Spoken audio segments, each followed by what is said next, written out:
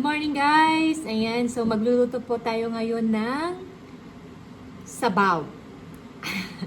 Ang sabaw na lulutuin natin ngayon ay apple and pear soup. Kaya meron ako ditong apple at saka meron akong pear. At saka dadagdagan natin ng dates. Ayan. At meron din tayong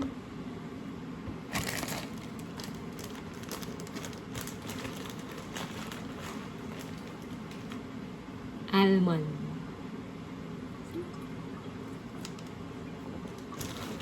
So, yan guys. So, yan po ang sabaw natin ngayon. So, bago ang lahat ay babalatan natin ang ating pear at saka apple. Sabi ko kanina, ginamit ko na itong kutsilyo sa pagbabalat. Pero mas maigi pa rin yung peeler.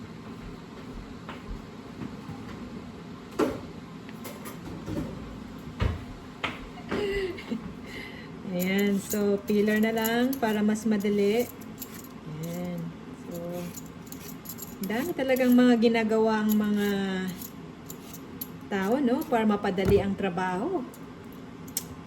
O, diba? Ayan, so mas madali nang mag-ukis.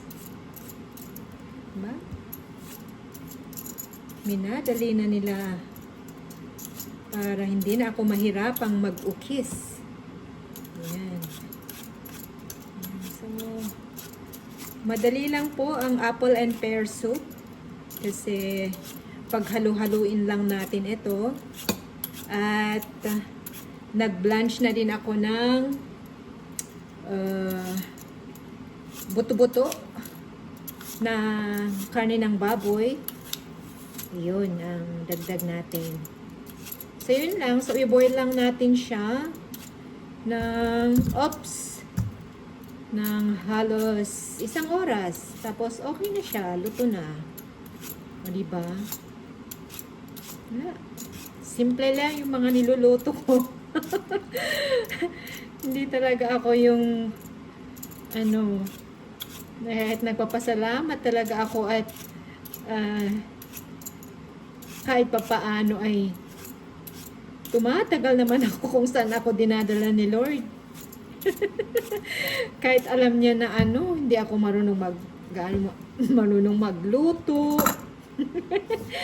Ay nako, yun talaga ang tinatawag nating grace.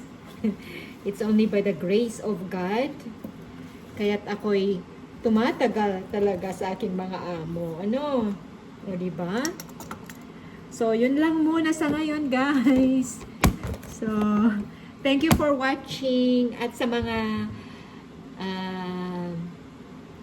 gusto pala ako ding suportahan sa aking YouTube channel, ay pasubscribe na din po sa aking YouTube channel.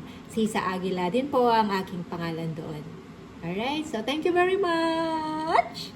Good morning, good morning, good morning. Bye! Hanggang sa muli. Hanggang sa muling ano ba ang susunod kong ibibideo?